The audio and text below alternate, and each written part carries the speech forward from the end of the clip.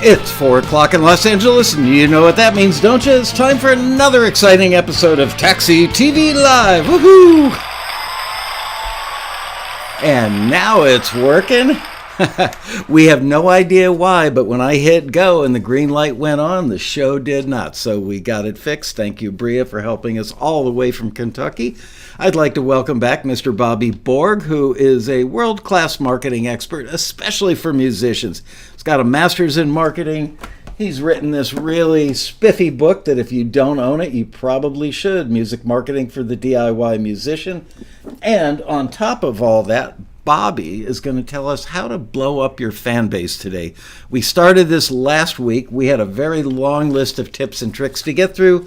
We made it halfway through.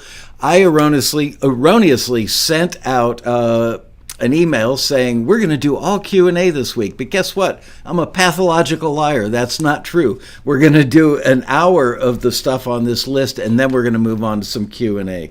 So welcome back to the show, Bobby. How are you? Hey, Michael, thanks for having me. And hey, everybody, nice to be here.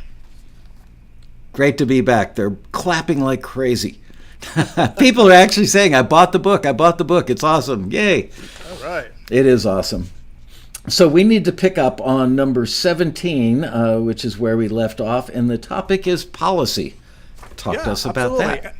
Sure. And Michael, real quick, if you don't mind me saying, you guys, for anyone that's new, this is based on a video that I have on my YouTube channel called Blowing Up Your Fan Base. And what I did is I did a lot of research. I looked at over 50 YouTube videos on all the gurus out there that claim to be able to blow up your fan base, you know, with the big spiffy thumbnails and all that kind of stuff. And I just said, let me see what these guys are talking about. And the interesting thing about it is I really boiled it down to these 32 points. I mean, literally, everyone was saying the same thing. A lot of promises, and it all boils down to, you know, again, really in a nutshell, spoiler alert, you know, hard work. Bobby, people are saying your mic is a little low. Can you bring it up? I've got plenty of you coming into my system here, but how about now? Check. You might just be turning up the headphone level on your thing. Is there a fader or anything? Let me see. Maybe we'll try this. Check. Is that a little better, you guys? Check. Is that better or no? I don't know. There's a little delay in the time that they're going to hear it to the time that their typing comes through better. People said better. Also, yes, if you go down to your system prefs and open up the little loudspeaker thing for sound, there's a little slider that'll let you bring it up a little more. Okay. Let's see. Output volume. How about now? Check. Is that better, you guys? Yeah, definitely. Check. Okay. All right, good. All right. So sorry to interrupt you, but didn't want everybody to wait until halfway through the show and say, I can't hear him. No worries. So as I was saying, you guys, basically it all boils down to a lot of hard work. The title of this presentation is kind of a hyperbole, on purpose, because we all want to do this, but again, there's some strict points that we need to do and we need to follow, and that's essentially what we're talking about today. So let's have fun with this. So number 17 was policies, right? Yeah. Or 16? Okay. No, 17, I think. 17? Okay. In any case, a lot of times people, they don't necessarily know, or they're unsure about how to use Instagram, or unsure about how to use YouTube. And the interesting thing about it is if you just go and you read and you actually spend the time to read YouTube's policies, or you actually spend the time to subscribe to their creator channel and actually read their policies and listen to their policies, it really, enlightens you quite a lot. It actually shows you what you should do and best practices on what not to do. And it could really kind of solve a lot of problems that people often have with things like getting blocked on Instagram, where they try to actually do too much work at once and then they get blocked, or they get shadow blocked, and so on and so forth. So try to really understand the policies so that you know how to use the platform instead of just trying to figure it out by like trial and error. Oh, come on. Nobody reads the fine print. Everybody does trial and error, and then they're the first to complain about it. Yeah, exactly. Yeah, exactly. You're right. All right, let's move on to number 18, Spotify. That's a good one. So Spotify is something that everybody wants to do. Everyone wants to get more streams. Everyone wants to get on Spotify playlists. And again, it boils down to the same thing. If you go over to Spotify's, best practices, they will list out what they think you should do actually in order to get on Spotify playlists. And it never is what everyone tries to do. Buy their way into playlists, use like certain services like Playlist Push or Submit Hub. They don't tell you to do that. They have very, definite ways to say, hey, if you want to get on Spotify curated playlists, is this what you do? But before that, this is what you have to do. But it seems like a lot of people just don't pay attention to those kind of things. While we're also talking about Spotify, I also want to make it very clear that Spotify shouldn't be the end game. It's not like all of your attention goes into Spotify playlists or all of your attention goes into this other thing. It's really all of these things together. And in fact, when you actually even take these courses from these Spotify type gurus, they actually do the same thing. They say you got to build up your Facebook, you got to build up your Instagram, you have to do ads that all push back towards Spotify. It's never just like this magic 800 number. So everybody looks for the magic bullet, and I don't believe that it exists. I've learned that running taxi for 29 years. It's constant work. There is no easy answer. But no. It's a sad, but anybody can have a hit if you're willing to do the work. It's that simple. One of the reasons, and real quick, one of the reasons why we all want the 1-800 number is because it's in often cases it's frustrating and it's humiliating to like have your stuff up and only have 10,000 or 8,000 or 6,000 streams. It's humiliating. You wake up in the morning, you go see if you have more streams, and you don't, and it's just like it gets frustrating to the point where you just want to quit. But we'll talk more. Yeah, it's funny. Last night I just got a friend of mine who's a pretty well-respected therapist here in Los Angeles, and he's also a musician that was a taxi member for 3 years. So he's going to do a panel at the Road Rally on handling rejection. a real-life therapist giving out suggestions on how to deal. Yeah. Okay, tell us about TikTok, because TikTok is clearly blown up in the last couple of years. Yeah, so TikTok is another another thing that what is always constantly brought up as a means for you guys to sort of build and blow up your fan base. A lot of people are still not on TikTok because they believe that TikTok is all about having to do like stupid skits on dancing or stupid humorous skits.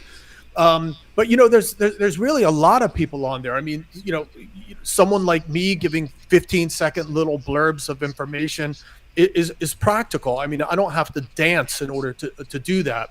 And no, you'd scare people away if you did. And I would be the first one I would scare. Me no sing and me no dance. I didn't learn that at Berkeley. So the things that that you have to do is think about using that platform, because right now the way the algorithm is set up is really, anyone has an opportunity to put up content and for it to sort of blow up and go to the masses, because it's still a relatively new platform, and that's the way the algorithm is set up. So I would say hurry up and get over there and try to start making videos and figure it out. And if you're already doing it, just keep on plugging away at it. Again, there's no guarantees. You got to get on the platform, learn how to use it, and use it as a benefit. I think it's gonna be around for a while at this point. So I have a feeling you're right. Okay, measure, which I guess you mean by that, measure your successes and failures. Watch the numbers. Yeah, this is extremely important. I mean, and so many people don't do this, but you have to let the data guide you, and you have to kind of look at what people are saying. You have to look at the engagement that you're getting. So, for example, on my YouTube platform, I look everything impressions to click-through rate to watch time hours, and you try to study Okay, that seems to drop off. Okay, let me try something different. Okay, wow, now I got that back, but something else, and you just Yep. keep on studying the data and try to figure out. And, oftentimes data is confusing. We don't know how to analyze it. So you have to be skilled at analyzing it, and you don't want to overanalyze, but let information that comes in from the marketplace be your guide. Don't just look for confirmatory information. Like, Ooh. you like my song, right? My song is great, right? And then when someone says no, you go to somebody else and go, screw that guy. And you just are looking for confirmation. That's going to get you nowhere. What you want to do is you want to listen to what people are saying, and you want to learn from what they're saying, and you want to adapt. You want to adapt, though, within the realms of what your vision is, because you don't want to start becoming something else that you're not, because that's dangerous. If you go looking for the answer in there, you'll probably find it. What you have to do is look at it and let the answer tell you what it is. Yeah. Anyway, I had a great example. As recently as today, we had a new taxi listing come in for a TV commercial for a huge product. Going through a huge ad agency, no publisher split. So if any taxi member lands this thing, they could earn as much as $100,000 and keep 100% of that money, plus all the ownership of their publishing and master rights. So the staff was going to put it out as one of the 3 listings that was going to run on Saturday. And I said, no, let's put it out as a standalone, because I need all the room in the subject line I can get to say that this is for a big TV commercial, for a big ad agency, $100,000 payoff, and you keep 100% of the money. And sure enough, we got almost 300% more clicks on that thing than our typical numbers, because it was a standalone and it was a great subject line. But if you go in and look at those numbers, next time I'll know. I mean, I already knew it. That's why I did it this time. But I learned that from watching the numbers. Measuring success. It's important. And if you keep on doing the same things and expect different results, that's what they say is the definition of insanity, the old and famous quote. So, so be careful of that. The next thing on your list is timing, also critical. Mm-hmm. Yeah, so we spoke a little bit about this last week, and it also depends on your target market. But kind of be aware of when you post. For example, people will say that the best time to post on YouTube is at around 11 o'clock. It's a little a.m. in the morning. It's a little bit early for TikTok, and then again at night at around 6-ish and 7-ish. But you have to be careful of thinking about your target audience and thinking about, like, well, where are they right now? What are they doing right now? If I post right now, would it make sense? Are they in the middle of work or in the middle of school? So you kind of have to factor those things in, like right before lunchtime, right as they're getting home, right as they're sitting on the train driving home. Be cognizant of these things. Don't just like post stuff whenever you feel like it, because it's not about you. Remember, it's about your consumer, obviously, and your fan. Yeah. And guess what? And the platform is about your consumer and fan as well, because all the platforms care about is keeping your fans on their platform so that they buy advertising. They really do want to help you make your fans happy. Let's talk about feeding the algorithm. That sounds gnarly. Yeah. So basically, there's so much, when you hear algorithm, you turn off and you go, that's a bunch of geek language I can't deal with, But if you just look at it this way, algorithms are just, robots essentially. And what they do is they take information that comes into them and they process it essentially, right? And the whole goal is to keep people on the platform. And I hope you guys listen to this really, really carefully. The whole goal of the algorithms is to keep people on the platform. So it's the algorithms are going to favor content that keeps people on the platform. So in other words, when you actually, like, I made this mistake before too. I used to constantly try to pull people from like Instagram over to YouTube, let's just say, for example. Yeah. But it picks up on that. It doesn't want you to do that. It wants you to keep people on Instagram. And the longer that you can keep people on Instagram, the more it's actually going to reward you, so to speak, because they know you have content that's going to keep people on their platform longer. And the longer people stay on the platform, that increases sort of their platform for selling advertising. So you kind of have to think about those things when you're posting and creating content. For example, having descriptions to your posts so that people read them, so that people might engage with them and they stay on your platforms longer. Utilizing, if you're on Instagram, utilizing IGTV, utilizing stories, utilizing all of the things that they have to offer for you so that you keep people on the platform.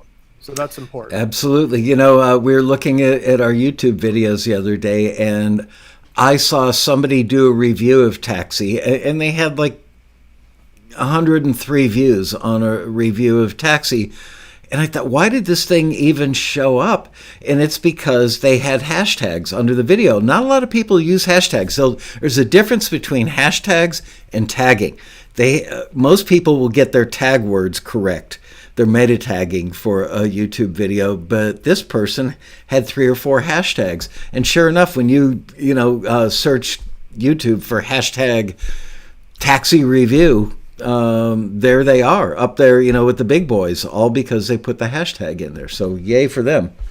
Okay, let's talk about relationships. Yeah. So, again, this is all like stuff we all already know, but whether or not we do or not is another story. I mean, so many opportunities have come to me as a result of building strong relationships with people. The first professional recording session I got at in New York City at Jimi Hendrix Electric Lighting Studios was from somebody that I knew at Berkeley, that I made an effort to keep in touch and hang with this guy and check in. And, so I was at top of mind. And, I tried to be a likable person, a friendly person, a helpful person to others, so that when situations come up, people are like, oh, shit, let's get Bobby, Yeah. And there's so many opportunities, relationships that you might have with other musicians, relationships that you have with writers, relationships. I had a friendly relationship with a model who was dating a rock star in a huge band, and she referred me to the huge audition out in Los Angeles. I mean, you never know who might provide you a source of, hey, come out on tour with us, or hey, come in the studio with us, or hey, so building relationships is important. Beyond sitting in your house all day, just on social media, you have to try to find ways to get out and network and meet people and build solid relationships. You're the king of that, though. You are so good. You are the world champ of like emailing at 10 o'clock at night. Hey, just following up to say thanks for having me on the show. You're really, really good at it. Yeah. Most people, myself included, don't devote enough time to doing that. All right. Influencers. There's a word we've heard far too much of in the last 3 or 4 years. Let's talk about it. Well, when we think about influencers, we immediately think about like these mythical people on Instagram that have hundreds of thousands or millions of followers. And, and these are the people that we just hope are going to shout us out and then we're going to blow up overnight. There are people that will take your money. This is a business to a lot of people, and they will take your money and they'll mention your product. But a lot of times it's pimping you out. It's right. Pretty much like, hey, check out Bobby Borg stuff or whatever. And it's not necessarily authentic. And there you go. It's not necessarily, and this is my point. It's not necessarily authentic. And in many cases, it costs a lot of money to do these kind of things. But there's a perfect example right now. An influencer doesn't have to be these mythical people on Instagram or YouTube. They are people like right down the street. Yeah. It's Michael. I talk about Taxi all the time to my students. I have for the last 20 years at USC, UCLA, Musicians Institute, I always mention you in my books and my articles. Excuse me. In a sense, I'm a small influencer for Taxi, as I am for you. But yeah, there's a network of us who all know each other, trust the quality of what we're doing. That's the thing. Is I wouldn't recommend you. I wouldn't even have you as a friend or have read your books or recommend them if there wasn't quality there. So you have to do the homework of producing quality work, so that people in your network of influencers know you, respect you, and trust you. And then, sure, it's a lot of quid pro quo, but in a good, healthy way. Absolutely. And there's a lot of power in local people talking about you, the local bartender, the local, barber. I mean, the anyone, the local DJ in the small college radio station, anybody that's talking about you is valuable. And, especially if they're saying good things, right? Well, that goes to the next topic, which is community. Yeah, building community is so important. Being part of communities. In essence, what we're on right now is a community. Yeah. Michael has built up a community for you guys, which lives and exists beyond Taxi. Because when Michael gets off of this thing, you guys are going to still be communicating with each other. When Michael sets up the Taxi Road Rally, you guys all hook up, and you guys are all doing your thing when he's not around anymore, because he's built up this community of Taxi sort of loyal followers. And this is something that we can all do, especially in Facebook groups, in Discord, in Clubhouse. And if you don't start your own community, you could be part of communities. There's tons of Facebook groups where you could be part of these small communities where people get to know each other. And the amazing thing about it is that oftentimes the moderator is not even involved, and the group takes a life of its own. I'm in community groups. I'm in video editing groups. I'm in, YouTube, marketing groups and things like that. And it's great. There's things on Reddit that you can be involved in too as well. So just go out and seek out those communities that work for you. Somebody just sent me, they copied and pasted this into an email and sent it to me this morning. This was put up by John Pearson, who frequents the chat room and is very much a part, especially of the Taxi TV and Quarantini Happy Hour community. So he put this up on September 18th. A big shout out to Taxi and Michael for opening up my eyes to the world of film TV composing. I got my BMI Quarterly on Friday. It was my largest ever, but most noticeable to me was nearly $1,000 of it was from our favorite music library owner, panelist, and direct conduit to Young and the Restless. I would have never met her if it wasn't for Taxi. Folks who attend the Taxi Road Rally know who I mean. 6 years of being a member, and it took me a few years into this to realize that utilizing all of Taxi's resources is key. Here are a few examples.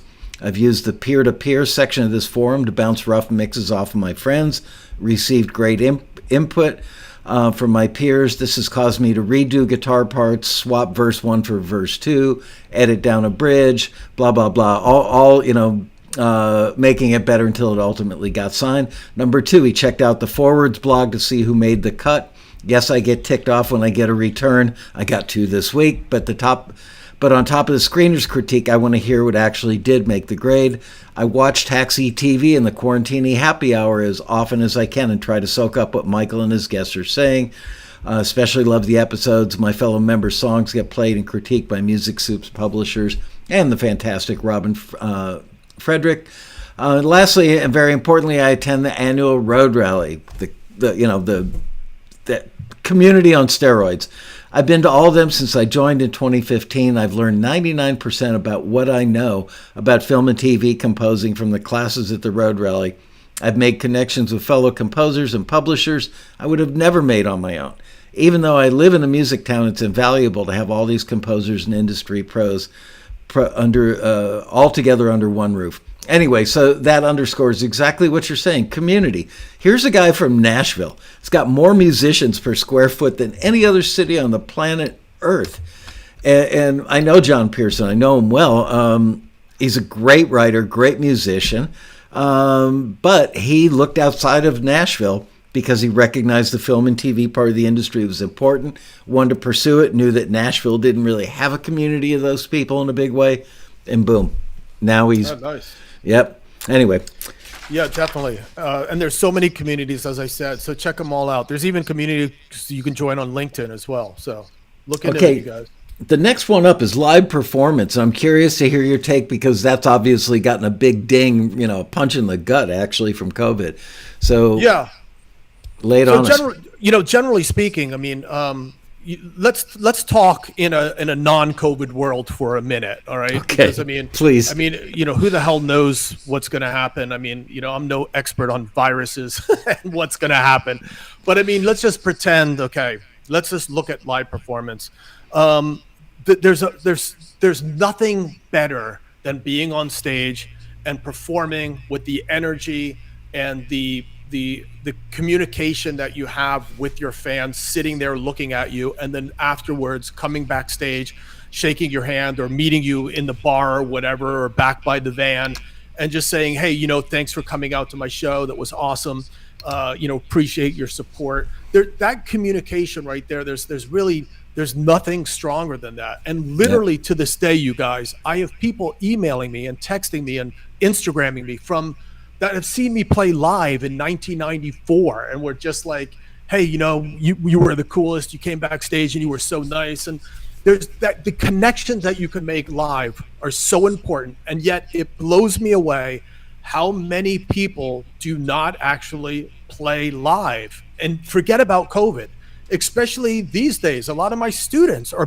bedroom artists, and I'm like, Yeah. literally, have you ever done a show? And they're like, no. And I'm like, wait a minute, let me see if I can wrap my head around this. You've never played a show? Like, what do musicians do? It trips me out. I mean, and we're talking about sophisticated musicians. Some of my students right here at USC, you've never done a show? Like, what?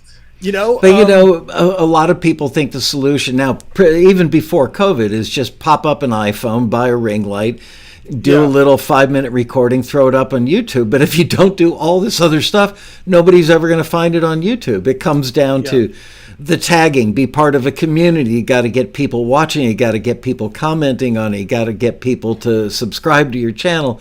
You have to do all these things in concert to make it work. There is no Yeah, easy absolutely. answer. Absolutely. And it's just, again, it's that face, the power of eye to eye contact. It's just extremely powerful. And yes, there are people occasionally that blow up on, out of their bedroom, that have never done a show, Little Nas X and people of this nature. But really, I mean, get out there, play, touch your fans, communicate with them, and it's very, very powerful. Now, I do understand we're in a COVID world, but even then, you can still do live streaming. And I know, again, that's got oversaturated, and now that's become kind of old in a way as well. So as soon as things open up again, which they are, start getting out there and playing again. Lots of people that I know and consult with are out performing live already again. Yeah. Safely, but they're out doing it. So if you're not doing it, get out there and do it. You know. I need help with this next one. Merch. We've had taxi T-shirts on and off again over the 29 years we've been in business. Usually we sell, 100 of them at the road rally or something. Last year, when people were stuck at home because of COVID, the drums were beating very loudly. We need new merch. We need new merch. So we went ahead and we opened up an online merch store, and we put mugs, really nice hoodies, T-shirts, whatever, in the merch store. And we put a banner. I mean, our email list goes out to over 100,000 people. And we've got banners plugging the merch. We've, I'm pretty good at marketing. The merch doesn't sell. It's just Right. And frankly, if I were on the buyer end, it's like, why should I wear a shirt with your logo on it? Well, some people would say it's affinity. I want to show my support. I want to show my connection to this band or to this organization, Taxi or whatever. Other people say, why should I pay you $15 for a T-shirt to advertise your company? I can't Right. disagree with them. So talk to me about merch. Yeah. So all right. So if I was going to speak at the Taxi Road Rally, which I am, as I understand, right? You are. But it's going to be digital. But if I was speaking at the like LAX, like we normally do, live, like, and I was going to make T-shirts, like, would I really expect people to like come up and go, hey, I liked your like presentation. Okay, great. Buy my $20 Bobby Borg shirt. I mean, it's just like, I mean, who the hell am I? However, you might buy a shirt that basically has something like DIY or die on it, some expression that relates to you and communicates something not only to yourself, but to the people that are going to see you wearing it. It means something to you. Bobby Borg, hey, he's a nice guy that tries to give us information, but it doesn't really mean anything to you. So I think trying to get into the psychographics of your fans, their activities, interests, and opinions, and sort of thinking about different phrases and different slogans and different things that might be important to them beyond just the word, taxi. So rather Right. than sell the word Bobby Borg or sell the logo taxi, it's just like a phrase, an expression, something that they can relate to, something that conveys their personality and what they believe in and what motivates them. And then on the back have www.bobbyborg.com. I call it making merch that means something, or merch that matters, or merch that sells itself. So in other words, it's a shirt that will sell, without having to have your logo on it. It sells by itself. So. Let's talk about Che Guevara for a minute. I've always been mystified by the fact that people wear Che Guevara T-shirts since I was in college in the 70s to as recently as like a week ago, seeing somebody with a Che Guevara T-shirt on. The guy was a friggin' mass murderer. And people hold him up like he was some sort of awesome revolutionary. But you know what? The photograph is so iconic that people wear it because it just looks cool. They don't have any idea that they're wearing a picture of a mass murderer on their T-shirt. It's funny because I saw this wonderful Chinese student, female Chinese student that was wearing a shirt, and I go, "Oh, cool! You're into them?" And she looked at me like, "Who?" And I go, "You have the Misfits logo on your shirt." I go, "Did you not know that's the Misfits?" And she goes, "No, I have no idea." So obviously, this image is just so iconic in America that she came to New York and said, "Oh, I have to have that image because it represents New York. It represents being in America, and that's the meaning that she got from it." So everybody creates their own meaning in their own minds of what this, of what merch could mean. You just have to kind of get into their heads and think that way rather than think from, just purely your name and logo. I would go way beyond that in the beginning. Yeah. Until you mean something, like walking around wearing a Rolling Stones shirt, or wearing a Van Halen shirt, or a Rage Against the Machine shirt, or a Nirvana shirt. That means something to people because the band is so established, universally. So until you're at that point, I would make, merch that sort of communicates other things beyond just your name. Maybe I should just get rid of the taxi logo and put my face on there with a little beret, maybe grow a little goatee, hold up an AK-47, and, Anyway, let's see. Live performance, we did that. Promotional. I would buy one of your T-shirts, Michael. Thank you, Bobby. I didn't know your taxi shirts were on sale. I'll go get one today. Awesome. Promotional mix. Yeah, so promotional mix. So when people think about promotion, they ultimately think about the internet. It's just like, what can we do on the internet? And they don't go beyond that. But really, when you think about promotion on a broad scale, promotion exists. There's so many different types of promotion. And sometimes they all bleed into each other. But essentially, the categories of promotion are publicity, advertising, internet, guerrilla street marketing, word of mouth marketing, sponsorships, radio, direct marketing, face-to-face selling, and sales promotions. These are the 10 types of promotion that exists. And so often people do not explore these other types of promotion, and they just stick with that one thing, internet. Yeah. Oh my God, Instagram, TikTok, Spotify playlists. And that's all they got. I have a theory. It's because they get to hide behind their screen and their keyboard. People in general hate to sell. They hate to sell because, number one, they're afraid they're going to be rejected. What if somebody says, "No, I don't want to buy your stupid CD"? That's going to hurt. I understand that. But people don't like it in general. Even like selling Girl Scout cookies in front of a grocery store on a little table. That's really hard. It's a good lesson for the Girl Scouts. It teaches them how to be polite, the proper etiquette, the right way to approach people. And if you're nice to them, they'll be nice back to you. But most people are scared to death. They feel like it's like too pushy, too confrontational. Here, check out my CD, or buy my Che Guevara t-shirt with a taxi logo on his beret. They're afraid to sell. Is there any way to get past that insecurity about selling? Well, yeah, I mean, I was actually, for a short period of time, I was a corporate sales trainer. Actually, I needed to get away from drumming, and my friend had a business, and I just jumped in that for 3 years, and I just had to get away from music. So yeah, I was a corporate sales trainer for a short period of time, and everyone wanted to know what's the magic behind like why you sell so much and grow so much every month. And so ultimately, you have to realize that people always think of like, I'm pushing something on someone, but if you feel that you have something of value that actually fills a need in that person's life, then basically what you're doing is you're helping somebody's life to be better, essentially. So if you have a service that you feel really is going to help someone, you should have no trouble with saying, hey, I know what you're trying to do, and I think I have the key to unlock that lock, and and you should check it out because it could it could benefit you. But now if you're trying to sell deceit, like like a used car that's broken is going to break down the street, that's when you should feel badly about selling. Right. That's when you should. When you're trying to rip people off, when you're trying to do something that's going to hurt people, then that's when you should feel badly about it. Maybe people think deep down inside my music's not as good as the other stuff out there, even though they, in a moment of bravado, they'll say, yeah, it's a great new record we've got.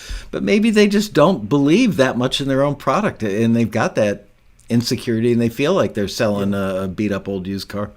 Well, sometimes, and the funny thing about it is the people that do have that bravado, oftentimes they shouldn't. You know what I mean? So I have found that it's either one or the other. It's the one that's quiet and is kind of angry and suffering because they're like, why does everyone else get placements and I don't? Or it's the loudmouth that's like, yo, Bobby, man, you got to check out my shit, man. It's dope. Yo, bro, you got to check, and I'm like, and then I listen to it and it's like God horrible. Right?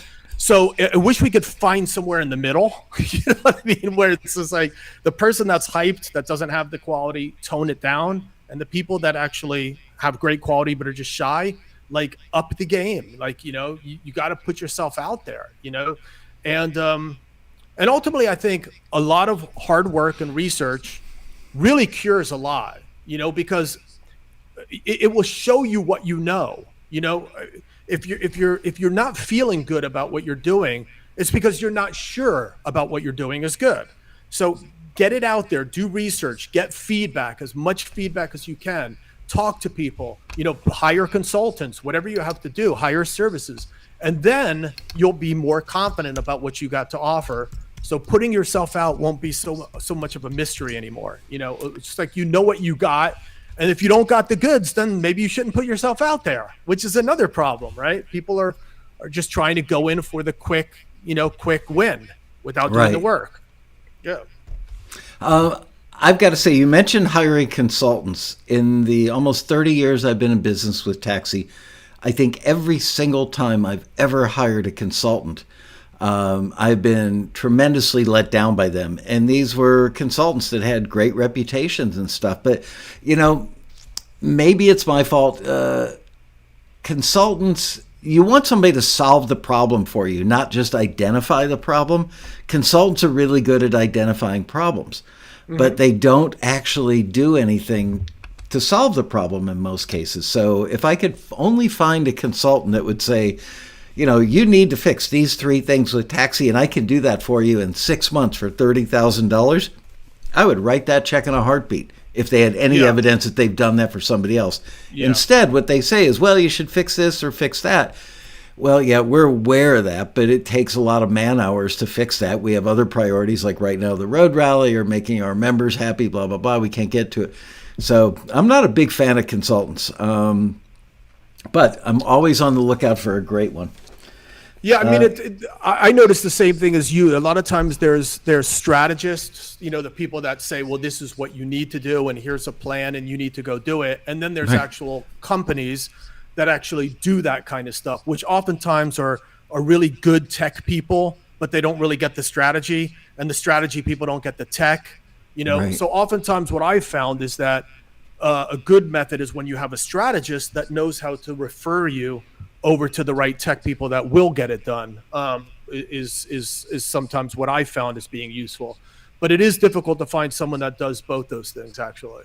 Absolutely. So, yeah. Liz, if you're listening in, which I believe you are, can you post the link to the taxi merch a couple times during this show?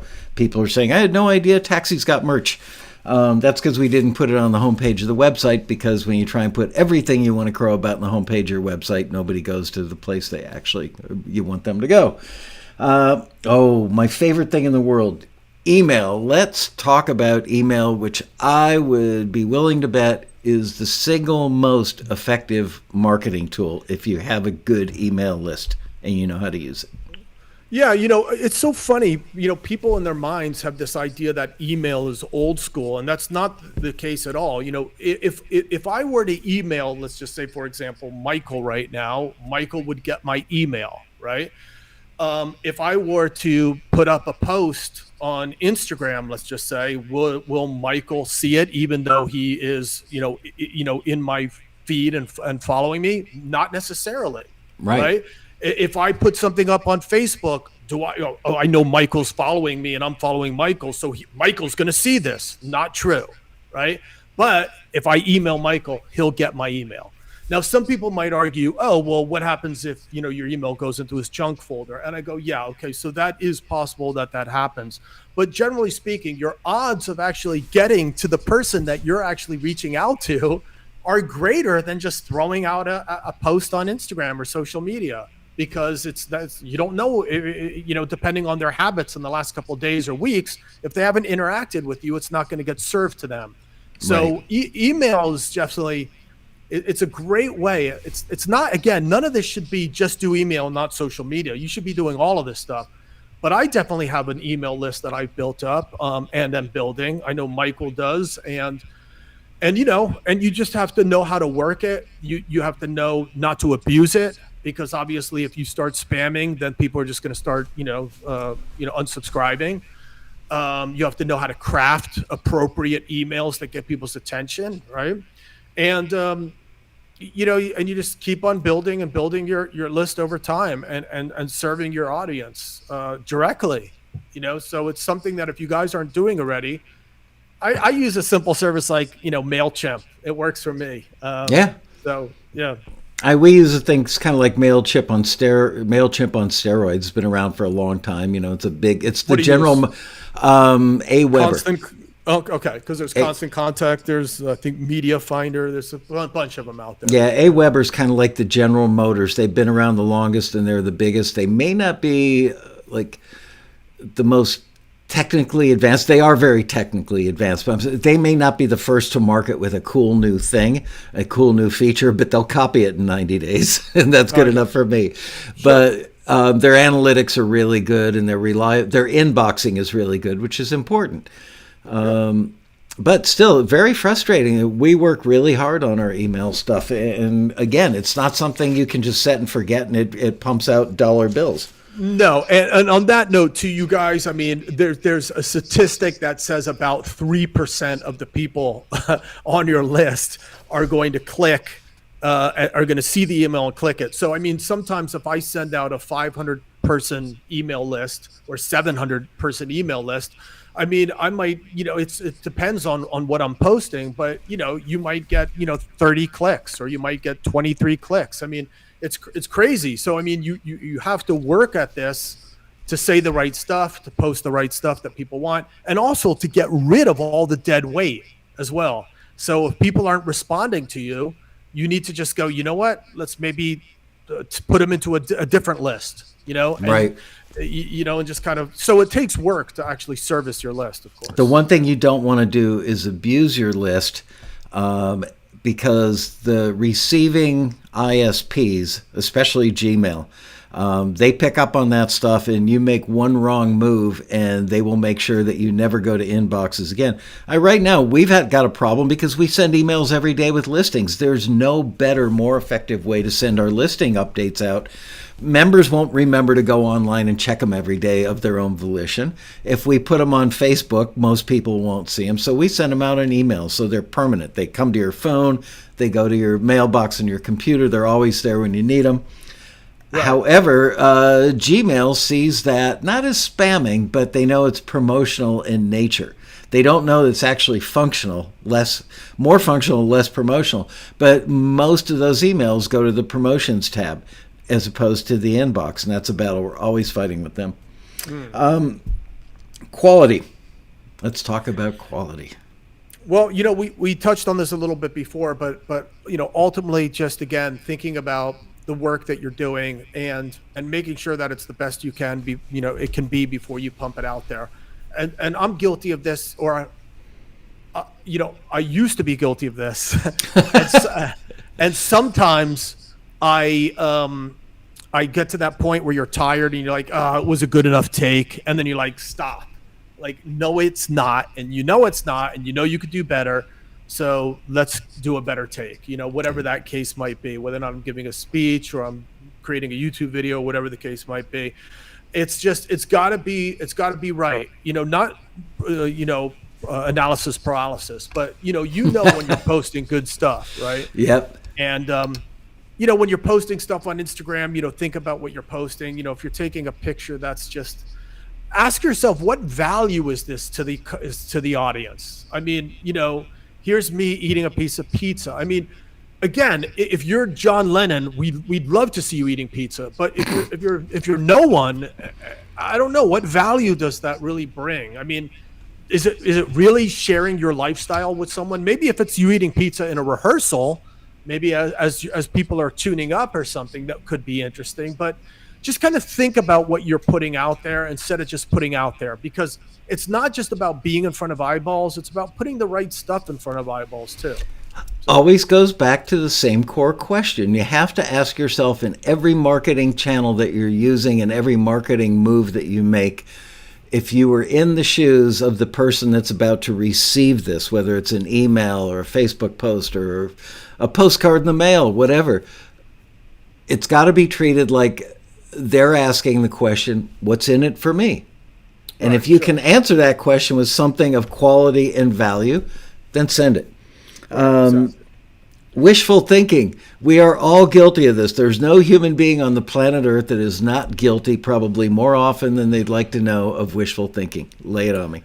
Well, wishful thinking is pretty much, the thing that maybe a lot of people have in their minds, like, wouldn't it be awesome if I blow up? Or wouldn't it be awesome if I get that opportunity? Or wouldn't that be awesome if this thing happens? And the truth is sometimes yes, but sometimes no. And sometimes no is when you blow up when you're not ready to blow up. Because if you have maybe that one song or that one video that blows up, kind of by accident, maybe, you just kind of put it up and you did the right things and it blows up. Well, the problem with that is now everyone's looking at you and it's like, okay, where's the second one? Yeah. Where's the third one? Where's the fourth one? And they're not going to hang out. In your mind, you're thinking, they love this first thing so much, they're going to hang out, wait for the next one. They're sitting there waiting with bated breath. They can't wait to get their hands on it. Nope, they're gone in 5 minutes. They're gone. Yeah. So that being said, slow down and make sure that before you start putting yourself out there that, you actually have the skills to pay the bills and you're ready to stand up and keep on delivering, otherwise, people might look at you and like, okay, that's all you got. Okay. And they're on to the next thing, so be careful of that. You know what? You feed your channel really well. This is, by the way, I'm plugging the book because it's really thick. It's really good. Bobby's really smart. And he understands. It's not just marketing. It's marketing for musicians, DIY musicians. But how many books have you written now over the years? Like 6, 7 books? Wow. It's funny because before I actually started publishing books, right? Here goes my own lesson right in front of you. Before I actually published my first book in 2003, which was called The Musician's Handbook, I Yeah. was already I was already writing at least 7 or 8 books on my own, and then just going, okay, this isn't right. This is right. Start again. So basically, I wrote 7 or 8 books before my first book. I allowed my first book to actually go in for the kill and to get it published, because I knew it wasn't right. It wasn't ready yet, and I had the patience and time to really create it and develop it. So the Musician's Handbook was I had 2 versions of that, and then Business Basics for Musicians. There's 2 versions of that. Music Marketing for the DIY Musician. There's 2 versions of that. Introduction to Music Publishing. Yeah, that's the other one. Yeah. Then there's another one we just came out with called Introduction to Music Publishing, which I co-wrote with. And Bobby didn't ask. Bobby didn't ask me to have these all sitting here. I literally had them sitting here from last week. And look, this one's got the famous see-through cover. Yeah. Oh, yeah. that one I co-wrote with Michael Ames, who's also been a guest on your show. And Many Michael times. and I teach a class together at UCLA. I'm really proud of that book because it's got a lot of the latest stuff that you need to know with regards to music publishing. And all the questions that you might have. So, and again, you guys, I have no problem talking about this stuff and gloating about it, because the truth is that it's basically going to provide you guys with a lot of value. So of course I'm going to talk about it. I would love you guys to read it, and if you don't, there's plenty of people out there that are. So there you go. I have no problem talking about it, and you should have no problem talking about your music as well and being proud about it, because when you put a lot of work in and you put a lot of time in, and it truly is a good product, you should have no problem talking about yourself and what you do. I just learned a very valuable lesson. If you hold up a turquoise book in front of a green screen, it upsets your white balance and makes you look orange. That's why I look orange. Yeah. New lesson today. All right, this next one, second to last one, and this is a really important one. And remember, we're going to go to live Q&A. Be first. Yeah, and I got to admit, I'm guilty of this too. But basically, the key to like really grabbing hold of a lot of these platforms is to be first on the platform. So, when TikTok came out, right? I think a lot of people were just kind of sitting there, like looking at it, going, "Okay, what's this going to be?" And then for a minute there was, we were thinking, I don't know, maybe Trump is even going to shut it down. I think he helped. I don't think he understood that he was helping to market TikTok by, it's like, I'm going to take your candy away. Good, then I want more candy now. Right. So at one point, people are like, well, why should I start it? It might not even be around. And now I think everybody sees that it's going to be around, but now you're catching up to, people that already have a lot of followers and stuff like that. And, and it's still early enough to get on there, as I said earlier. But if we could only be first and kind of hear about these new platforms and jump on them and learn them and be, ahead of the line.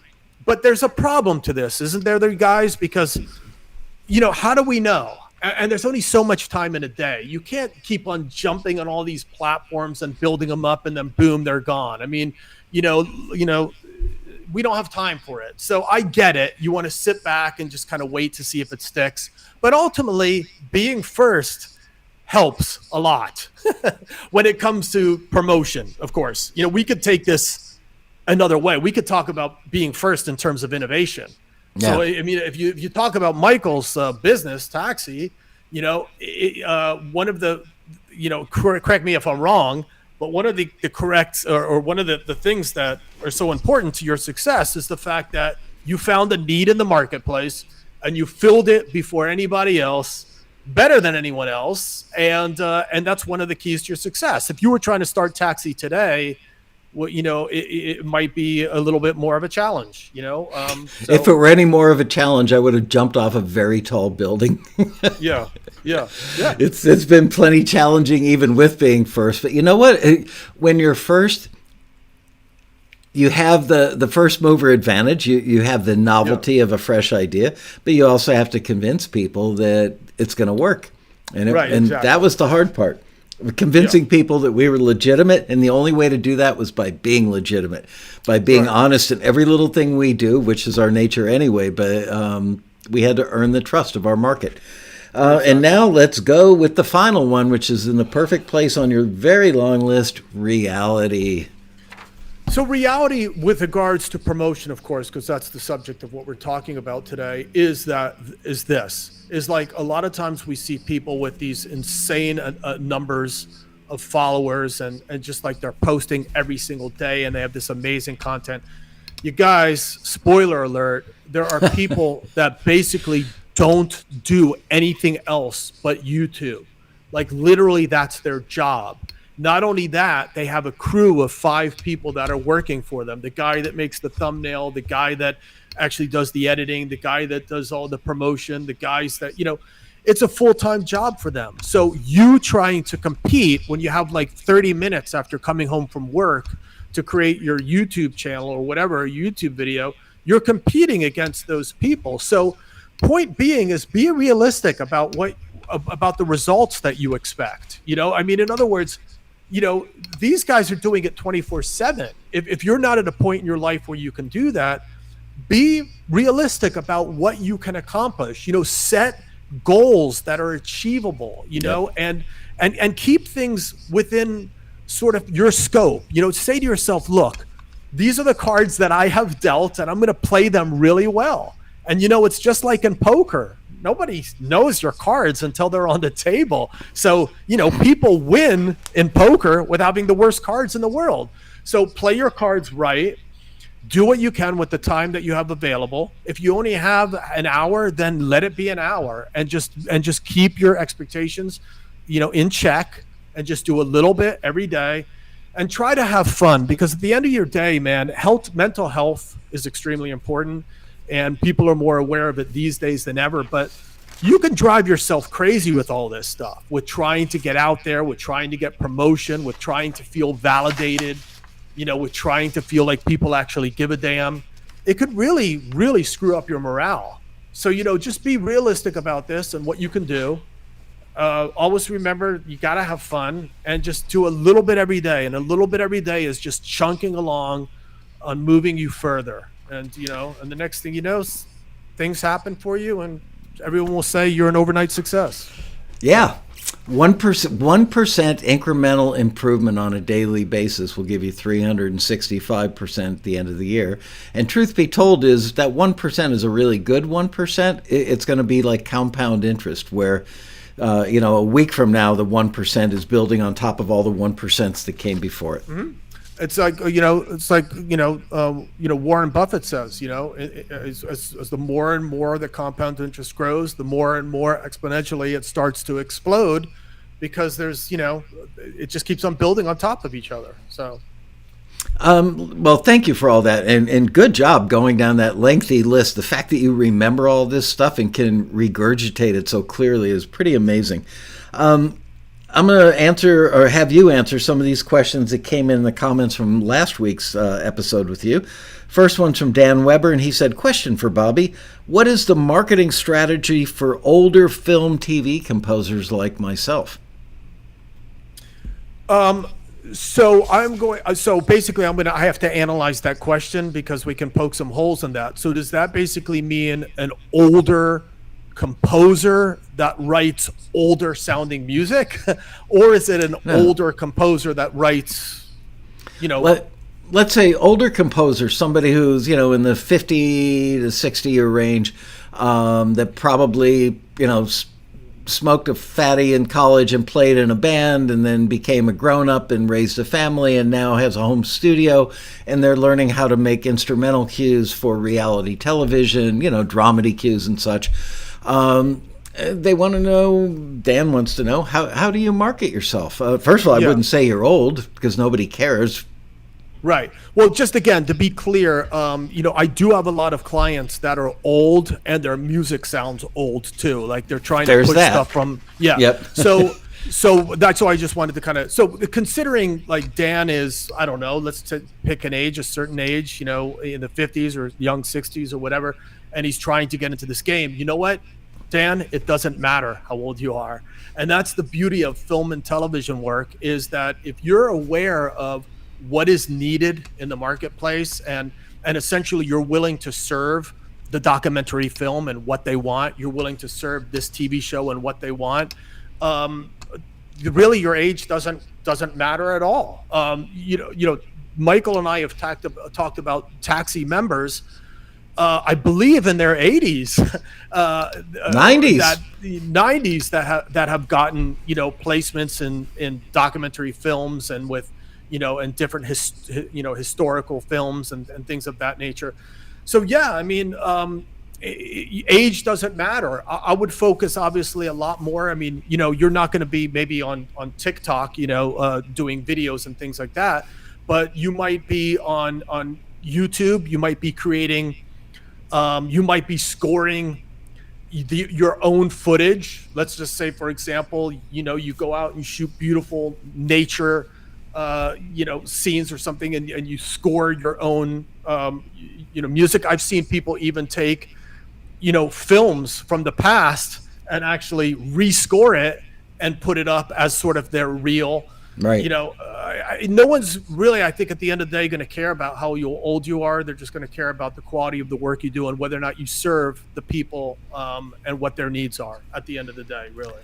They really, you know, age was only a factor for record companies. They want to sign young artists because the audience they're selling to are young music lovers, and they want career longevity. If they sign somebody who's 60, they could be in a hospital by the time they're 70, God forbid, and, you know, not willing or able to go out on the road and promote their music. But nobody cares for film and TV. All they care about is this the right music for my scene? They don't care if you're 12 or you're 82. Right. So I would say a lot of networking and all the different ways that we've talked about before, going to all the big conferences and networking. I would say join all the community groups that we talked about and start, you know, talking with people in these groups and just reaching out.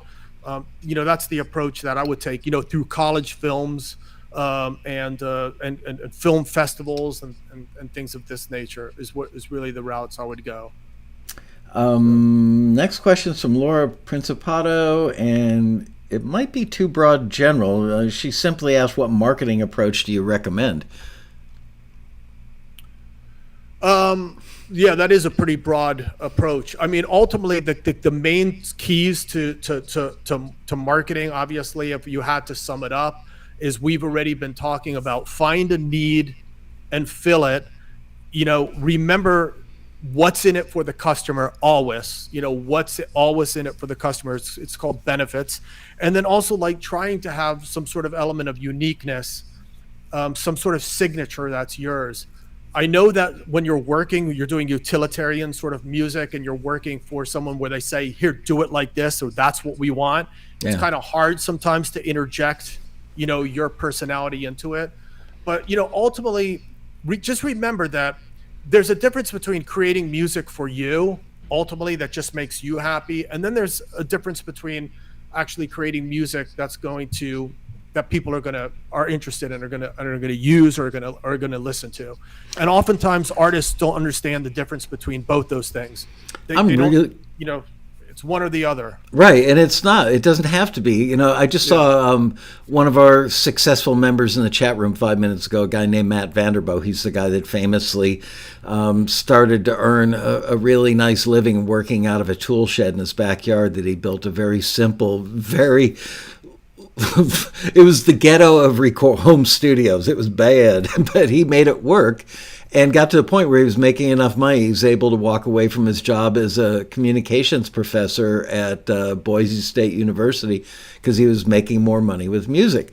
So I've asked him this question. I've asked many of our successful members, does it bother you to be filling orders, creating music that is in response to a brief or a taxi listing versus just sitting down and emoting and creating music that comes from your soul, that your muse inspires you to do? And they all say, no, it's much better responding to what the industry has asked for, because you've got structure, you've got a target, and you've got a deadline. And there's nothing that will get you off your butt faster than those three things other than threat of injury. So, if you're just sitting around waiting to be inspired by the muse, that TV show you just got sucked into is going to stop that muse from paying you a visit. A deadline on a $100,000 taxi listing is going to make you turn off the TV, go down to the basement, turn on your studio. All right. Yeah, and just because you're doing something that someone asks you to do doesn't necessarily mean that it has to be something that you hate. Yeah. So for example, when we brought up these books before, when I sit down and have an idea, I have to be really passionate about it, because I know that I'm going to spend the next 3 years or 4 years reading it over and over again and researching it over and over again. So I need to know that I'm passionate about it. If someone said, yeah, Bobby, write a book about this, if I just really wasn't into it at all, then maybe I would turn it down.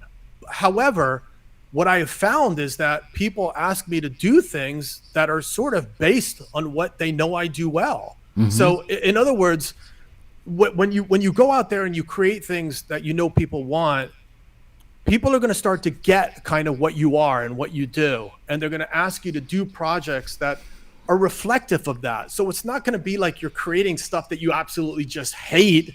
It's going to be stuff that it's still part of you. Yeah, it's in your wheelhouse already. Yeah, exactly. So easy to talk about what you love and know. This question comes from Super Blonde, and I will get to the questions in the chat room in a moment.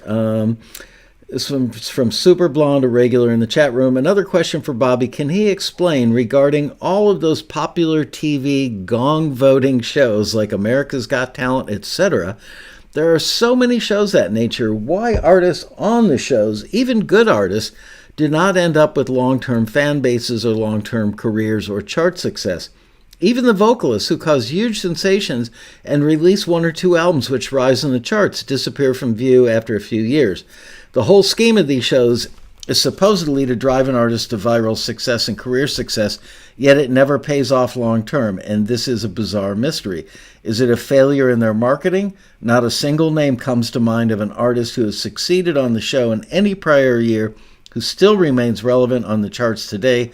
What are the missing elements? Long question, Super Blonde. This is a book, not a question.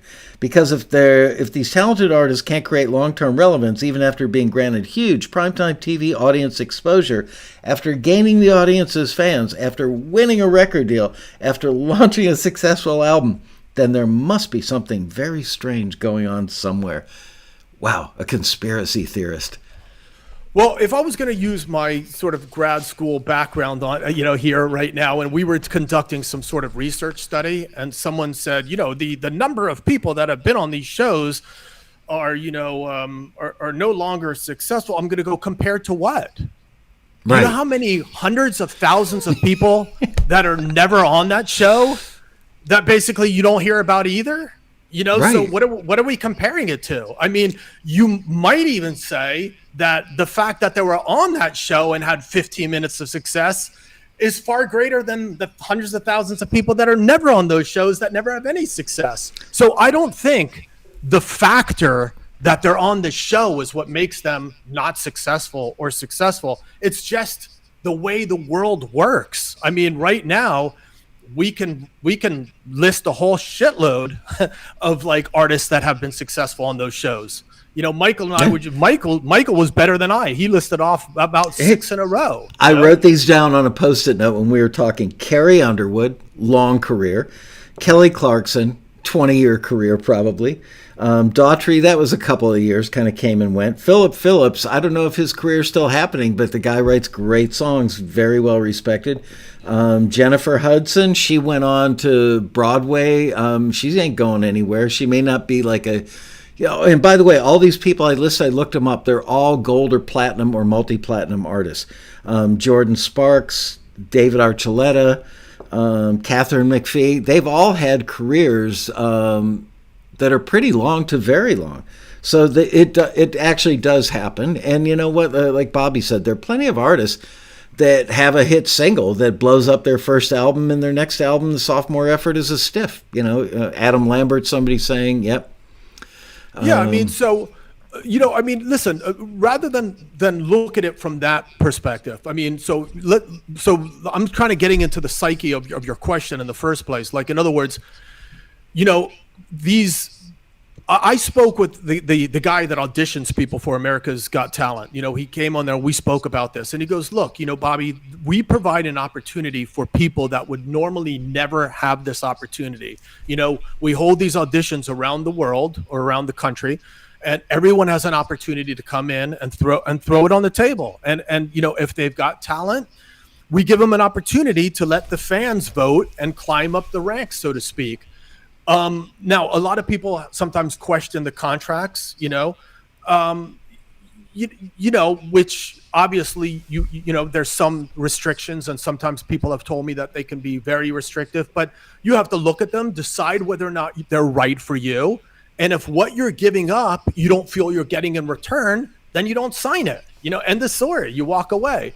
But the truth is he just said, we're here to provide an opportunity for people that they might not have had before.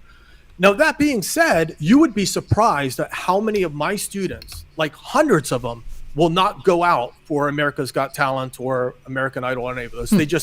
They don't want to go that route, so to speak. They just don't want to do it. So it's not for everybody. It sounds to me like the person answering this question is thinking about it, and they have maybe a little bit of a love-hate kind of thought about maybe whether or not they want to audition or not. But just look at it as an opportunity, and look at the contract as being something that you don't have to sign if it's not right for you. It's called opportunity cost. For every opportunity, there's a cost of that opportunity. It's a simple economic principle, right?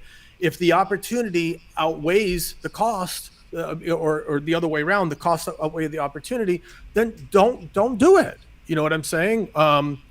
It could be a good way for you to just kind of get your feet wet a little bit and go to a big, national audition and see how far you get.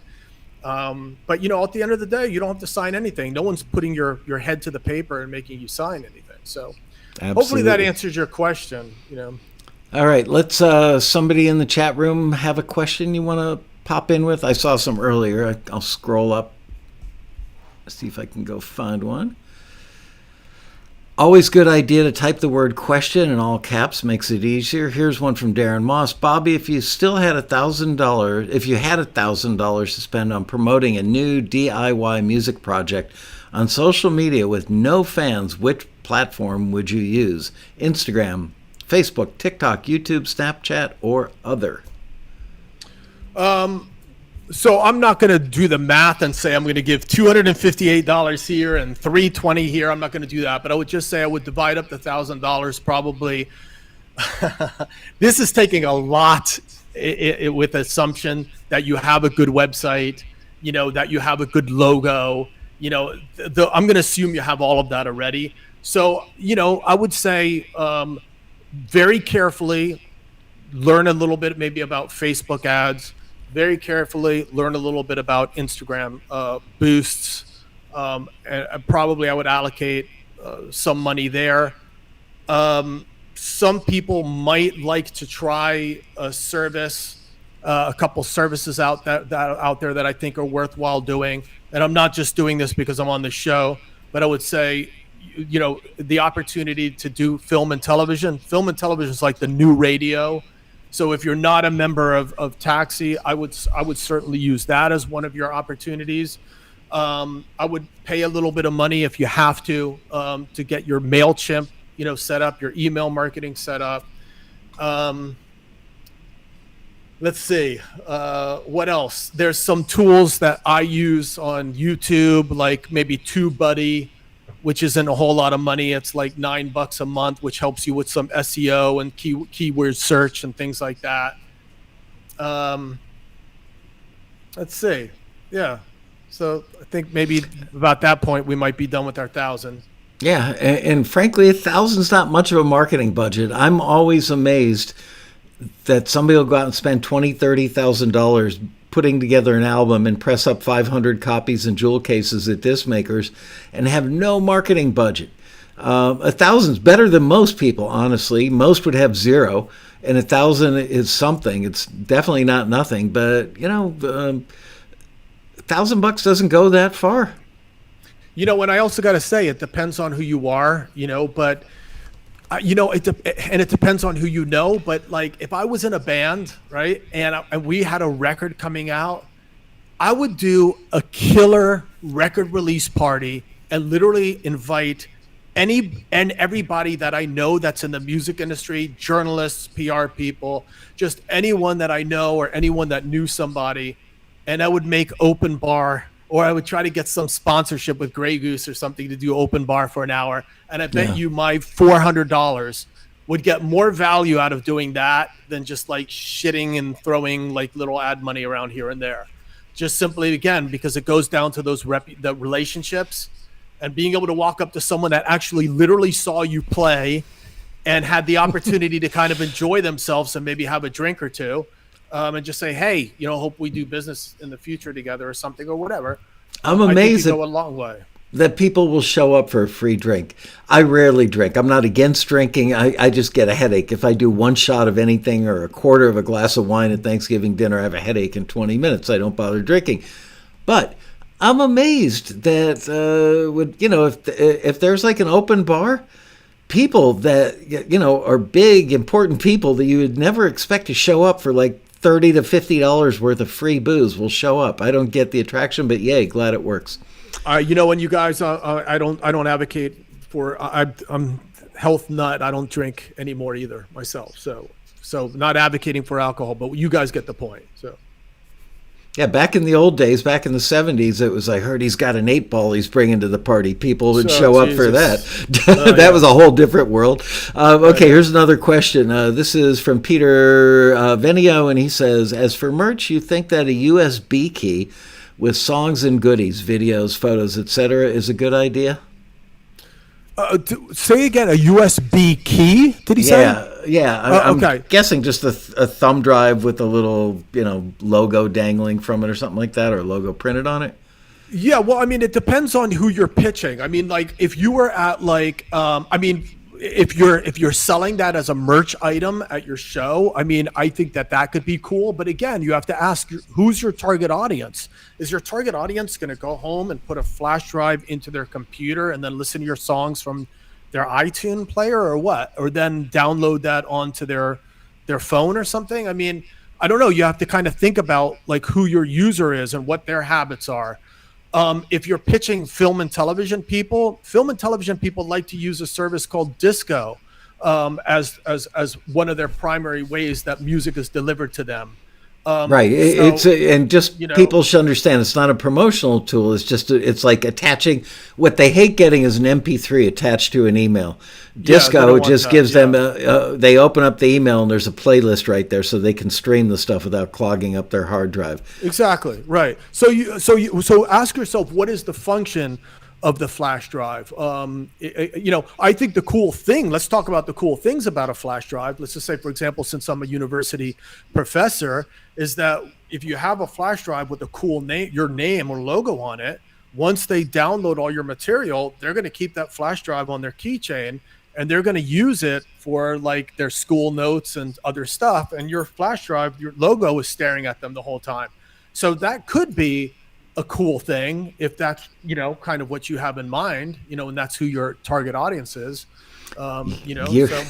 Years before I ever met you, Bobby, back when you weren't a taxi screener when we were still in the apartments, were you? Or were you? No. Okay, so when we had two apartments, I started out of a 1-bedroom apartment in Warner Center in Woodland Hills, then became a 2-bedroom with a 10-by-10 loft upstairs. Then it became 2 of those apartments side by side, and eventually we had to move into a real office. But I remember I ordered 400 basketballs, yellow and black, alternating panel basketballs with the taxi logo on it. I think they cost me, I want to say about $4 a piece. They were pretty cheap, but they were regulation size and they actually bounced well and everything. And we blew up 400 basketballs and shipped them out to every A&R person and publisher in North America.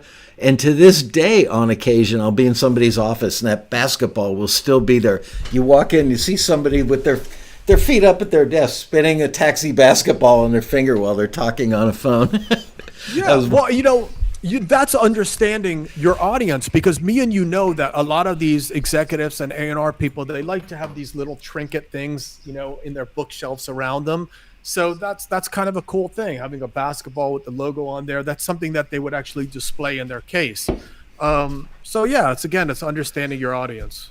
Oh, it's got a green label, so it's showing up clear. But yeah, this is from Transparence. It's a coaster that looks like an LP.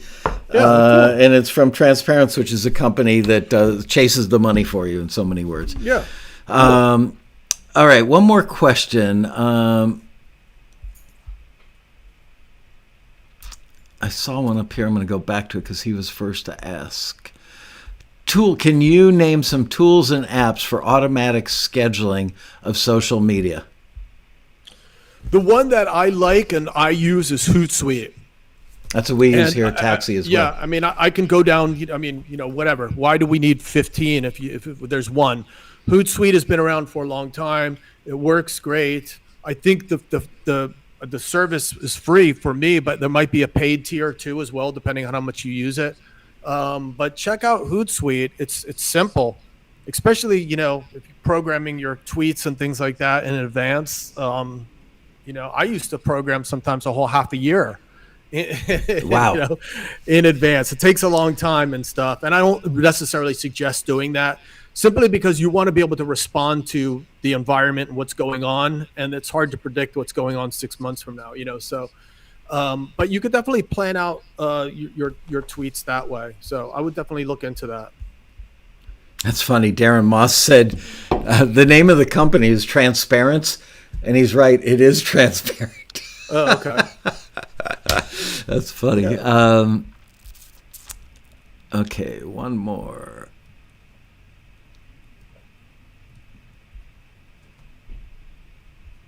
I just saw another one. Now I can't find it. All right. Well, we're basically out of time anyway. We've got a minute left. Bobby, thank you for doing this 2 weeks in a row. I'm going to blow my white balance again by holding up some books, but Bobby doesn't ask me to hold these up. I hold them up because I've read all but one of his books, and they're written for you. They're not written over your head, and that's not to denigrate you and say that you're dum-dums, you wouldn't understand them. But I've told this story before. When I was from the first day of kindergarten till the last day of college, I felt like I was stupid. I never got good grades in school. I had a 1.997 average going into my second senior year at the University of Miami in Florida. Had to do my senior year over again because my average wasn't at C level in order to graduate. So ironically, and I would read books and I'd go, I understand every word. I've got a really big vocabulary and I understood all the words on the page, but I couldn't remember anything. I would stay up all night studying. I would take notes. I would highlight. I would make little recordings of stuff and listen to it in the car. I was at the University of Miami because I got invited to come back and speak to the entire music school probably 15 years ago, because now I'm a hero there. Even though I used to be a zero, now I own a successful music company. I'm a hero. Can you come back and speak to the other kids? Sure. After I was done speaking, I went over to the bookstore at the Student Union. I pulled out every marketing book that they use as textbooks on the shelves, sat down in the aisles with two stacks that were about 2 feet high on either side of me, started looking through these same books that they're still using, obviously revised and updated editions. 35, 40 years later, I'm reading these books, I'm going, I still feel like they're talking gobbledygook to me. And I realized, because I read the stack's too far away from my desk right now, but I try to read a marketing book a week. And I read these books. If I'm 50 pages in and it's not connecting with me, I will literally go donate it to the library. But if it connects with me, I'll read the whole book. I'll underline it like crazy. I put notes all over the margins. I put notes inside the cover. That's what Bobby Borg's books do for me, is I read them and go, this guy makes perfect sense. He's not trying to impress other professors. That's the problem with publishing. Professors who publish, generally, you've all heard publish or perish, they are trying to write to impress other educators. They're not writing for you. They're not hitting you in the heart or the head. Bobby does that. So that's why I strongly recommend his books, because you will read them and you will walk away from them feeling like, I learned something. I just spent $30 on a book and I got like $5,000 worth of knowledge out of it. So there you go. Thanks for that. And it's really simple. You guys, they're all available on Amazon. And if, Michael, and if you don't mind, I just want to let you guys know that everything that we talked about today is also available on a video on my homepage at my YouTube channel, which is just youtube.com/Bobby Borg, BOBBYBORG. So literally, if you go to my channel, the first video that's featured it has kind of complete overview of everything we talked about today. So would love to have you guys go over there and subscribe. I'm trying to build up the channel in the last year. So if you don't mind that little plug there, Michael, I would love to have you guys join. Yeah. BobbyBorg.com. BobbyBorg.com or youtube.com/Bobby Borg rather is where you'll find the YouTube channel, of course. So thanks for having me, Michael. Appreciate that. Thank you for being here. Sorry we got off the ground late. For whatever reason, YouTube just didn't latch onto our broadcast today. Clicked the button, everything lit up green, and Bobby and I are sitting here thinking we're doing a show. Liz walked in at 4 minutes after the hour, went, nope, no show. I want to remind you guys we will be doing a Quarantini happy hour tomorrow right back here at 4 p.m., so please join me for that. Next Monday, I am not going to be doing Taxi TV because I've got to go to a wedding at 3:30 in the afternoon for some very dear friends. So, going to miss next week, but I'll see you tomorrow right back here. Ladies and gentlemen, Bobby Borg. Bobby, thank you once again. Bye-bye. Thank you.